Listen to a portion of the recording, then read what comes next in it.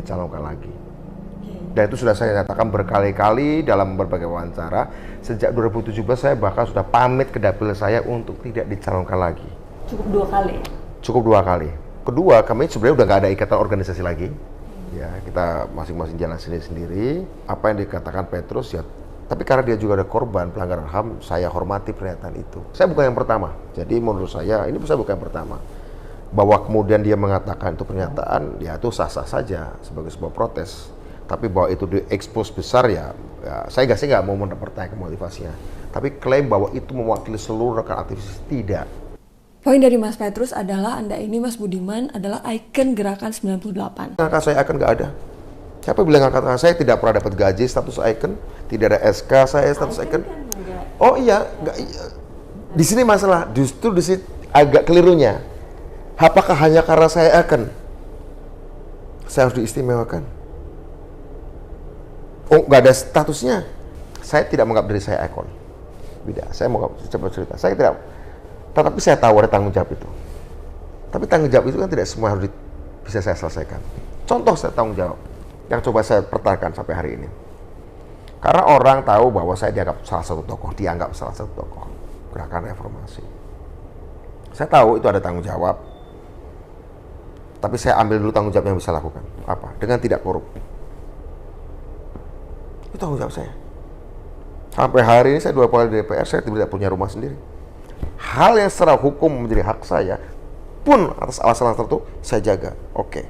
Bayangkan kalau Budiman Sujatmiko nih kemana-mana pakai Alphard, misalnya pakai merek lagi, pakai kendaraan mewah misalnya. Nah, saya tahu itu halal saja. Tapi saya sengaja pilih karena buruk sekali bagi seorang Budiman tiba-tiba bermewah-mewah. Kebetulan saya juga nggak terlalu suka. Terus Anda semua minta semua beban itu saya harus lakukan semuanya. Padahal saya ya bukan siapa-siapa. Tapi saya ambil apa yang bisa saya lakukan saja. Itu dianggap diskriminasi ya? Diskriminasi? Jadi nggak bisa gerak.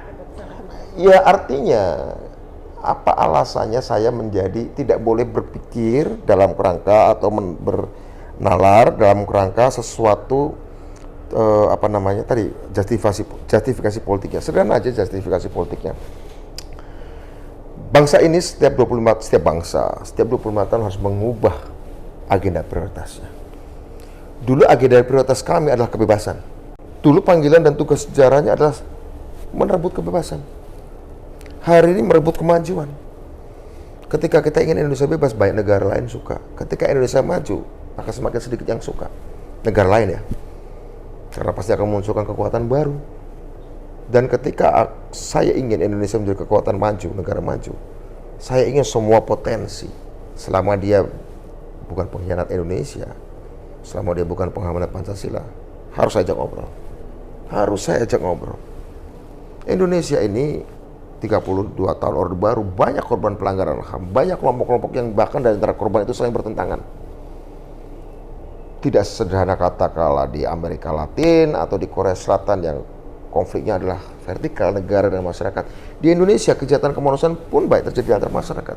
Jika kita selesaikan semua secara hukum, banyak waktu akan tersita untuk konflik-konflik baru yang menurut saya ini bukan berarti kita lupakan. Kita selesaikan. Pak Jokowi sudah mencoba menyelesaikannya. Tidak memuaskan memang. Saya katakan bahwa beban-beban itu pasti ada.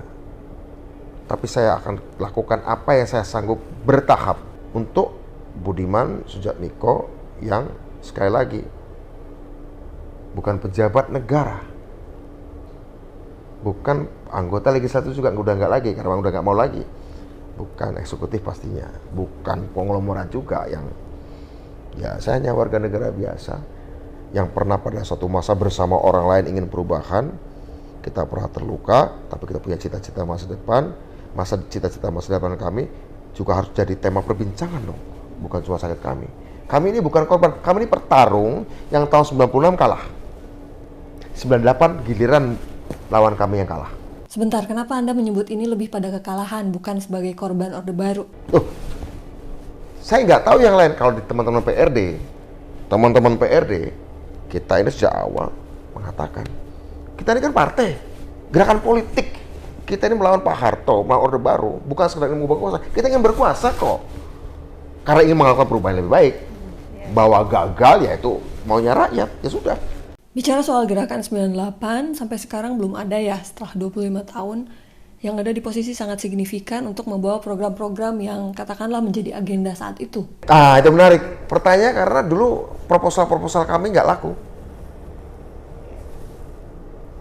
Bukan proposal kami sebenarnya. Proposal kami laku. Speed yang kami tawarkan tidak laku. Mari saya ambil contoh. Kalau kita lihat 25 tahun terakhir ini, sayang BAP saya hilang. Ada 2000 halaman. Waktu saya diinterogasi di Kejaksaan Agung 4 bulan, nggak boleh baca koran, nggak boleh dengar radio, nggak boleh lihat TV. 2 bulan tebelnya segini. Sayang hilang. Jadi karena PRD gagal dalam pemilu 99, ya target kami setebal 2000 halaman itu kalau bisa 5 tahun dalam 10 tahun. Paling lama 10 tahun. Tapi karena bangsa Indonesia faktanya tidak memilih kami, ya kita harus nunggu 20 tahun lebih. Itu pun belum semuanya. Target kami tadinya waktu itu 5-10 tahun. Agenda itu jalan semua. Tapi ya karena kita tidak berkuasa, tidak dipilih, tidak menang, ya 25 tahun. Apakah untuk itu kemudian kami menyesal? Enggak. Itu fakta. Itu fakta. Bahwa cara kami berkomunikasi mungkin pada waktu itu tidak cukup diterima. Nah, bicara sekarang, Anda ini kan sekarang mendukung Pak Prabowo. Untuk bisa menjalankan program-program yang Anda inginkan, Anda perlu punya keleluasaan dan itu perlu kekuasaan. Apakah Pak Prabowo sudah menawarkan itu? Itu menarik pertanyaan itu. Itu justru yang belum, dan itu yang saya ditegur oleh orang-orang. Kenapa Anda nggak pernah ngomong itu? Kenapa nggak bicara kekuasaan? Saya ditegur, saya belum bicara itu. Mungkin suatu saat akan bicara, oke, kalau mau keharusan, ya kan? Tapi sampai hari ini pada Pak Prabowo tidak ada saya bicara itu. Tidak ada bicara itu. Ada sih ketika orang ngobrol lama-lama santai, ada yang nyelotok, wah ini menteri segala macam, itu bukan Pak Prabowo. Tapi saya tidak tanggapi serius, saya celutukan biasa di tengah lagi ngopi gitu kan. Tapi saya harus akui, saya tidak pernah mengatakan itu. Apakah butuh kekuasaan? Butuh, karena saya manusia politik. Ya dong, saya manusia politik. Manusia politik kan suka ide, dekat dengan rakyat, berorganisasi, dan punya kehendak berkuasa. Kalau aktivis kan cuma 3, suka ide, suka dekat dengan rakyat, dan berorganisasi, tapi nggak butuh kekuasaan. Waktu pidato Anda bilang kalau Prabowo jadi presiden Anda menitipkan bla bla bla bla. Nah, pertanyaannya apakah Anda memang merasa nggak bisa menitipkan itu kepada partai Anda sebelumnya atau orang yang diusung oleh PDI Perjuangan? Saya pernah menitipkannya waktu itu di partai. Tapi rasa-rasanya saya melihat Pak Ganjar ini pendekatannya pendekatan populistik. Jokowi juga populistik? Nah, saya mau cerita. 2014 Indonesia butuh presiden yang populistik. Prabowo juga populistik? Enggak. Tidak populis. Kekuatan dia bukan pada itu. Kekuatan dia pada strategic thinking. 2014 Indonesia memang butuh presiden populis, yaitu presiden pemimpin yang mau turun ke bawah. Bedanya apa 2014 sama 2024? Bedanya apa? Pada periode kedua, Pak Jokowi sudah mulai menapak diri menjadi pemimpin strategik, tidak lagi populis. Artinya apa? Pada periode kedua, dulu pemimpin itu menemui rakyat di bawah. Pada periode kedua, pada periode kedua, rakyat yang ditemui di bawah lagi diangkat ke level berikutnya. Pemimpin yang dibutuhkan ke depan adalah pemimpin yang bukan turun ke bawah, tapi mengangkat rakyat ke atas. Karena turun ke bawah itu adalah menunjukkan aku orangmu, aku mau menemu. Setelah ditemui oleh Pak Jokowi pada periode pertama, yuk kita naik ke atas bareng-bareng yuk, kan begitu.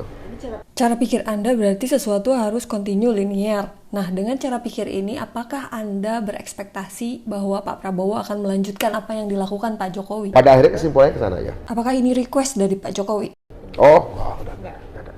Pak Jokowi tidak pernah satu kata pun memerintahkan, merayu, menitipkan pesan tentang itu ke saya. Explicitly tidak. Implicitly? Tidak. Bahkan saya nggak pernah ngomong tentang Pak Prabowo.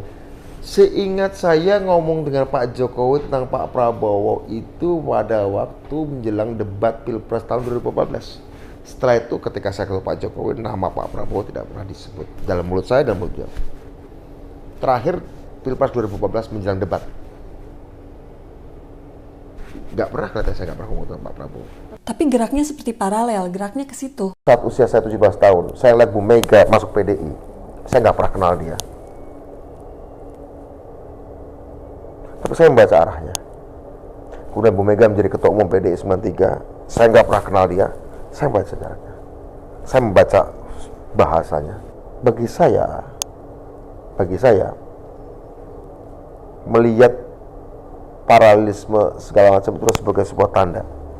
Bagi saya cukup, it goes without saying, untuk tahu bahwa oke, kita butuh pemimpin strategik, kita butuh perubahan, kebebasan dulu segala macam, tanpa harus ketemu dengan elit-elit itu. Saya cukup lihat gesturnya secara garis besar, oke. Jadi Anda mengakui bahwa Jokowi juga geraknya ke situ ya, ke Prabowo? Gak bisa dijebak di ekspresi yang seperti itu. Bahkan, saya katakan, bahkan dia tidak ke Prabowo sekalipun. Kalau saya ketemu dia, saya akan mengatakan, Pak, ini faktanya, atau ini yang saya lihat. Ganjar populis, Anies intelektualis, Prabowo strategis. Terserah Bapak milih mana. Kalau saya berpikir kita butuh yang strategis. By the way, kenapa enggak op yang intelektualis? Bukan soal Aniesnya ya, saya tanya intelektualisnya. Bangsa kita ini memang belum berkembang secara edukatif. Belum. Kalau Anda menginginkan seorang Anies menjadi Perdana Menteri di Swedia, di Finlandia, atau di Singapura lah yang paling dekat, it's okay, itu keren.